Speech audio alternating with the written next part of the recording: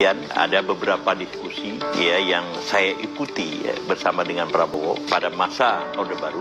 Tetapi di atas segalanya saya kenal Prabowo di dalam konteks karir. Dia adalah seorang militer, merupakan putra dari seorang begawan ekonomi, Sumitro Joyo Hadikusumo. Lalu kemudian mempunyai adik bernama Hasim Joyo Hadikusumo, punya kakak ipar seorang ekonom, Yuwandono, yang pernah menjadi gubernur ya, Bank Indonesia. Seorang kakaknya itu dulu ketika saya masih di LP3IS itu sering berhubungan walaupun tidak terlalu akrab, namanya Bianti. Dan terakhir kita ketahui bahwa Prabowo itu adalah menantu Presiden Republik Indonesia, yaitu Jenderal Soeharto. Nah, karena itu boleh kita katakan bahwa Prabowo itu lahir di kalangan elit. Jadi kalau kita lihat di dalam konteks ini, Prabowo itu adalah bibit yang baik dari berbagai tokoh, lalu kemudian di dalam lingkungan yang kondusif untuk mengembangkan diri. Walaupun dia mengatakan,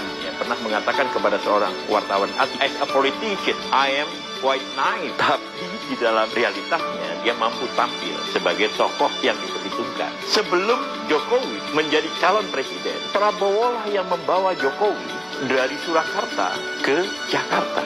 Yang menemukan Jokowi dengan segenap kepemimpinannya, itu adalah Prabowo. Anies Baswedan, kita ketahui, sudah tersingkir dari panggung politik karena hanya diberi kesempatan untuk menjadi Menteri Pendidikan selama 2 tahun.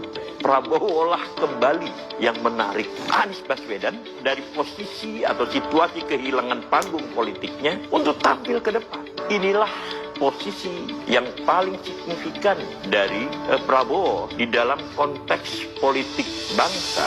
Kenapa saya katakan seperti itu? Karena kemudian ternyata tokoh yang ditarik dari Surakarta atau Solo ke Jakarta itu tiba-tiba tampil menjadi kontestan dari Prabowo sendiri di dalam pertarungan memperebutkan kursi kepresidenan sejak 2014 sampai dengan 2019.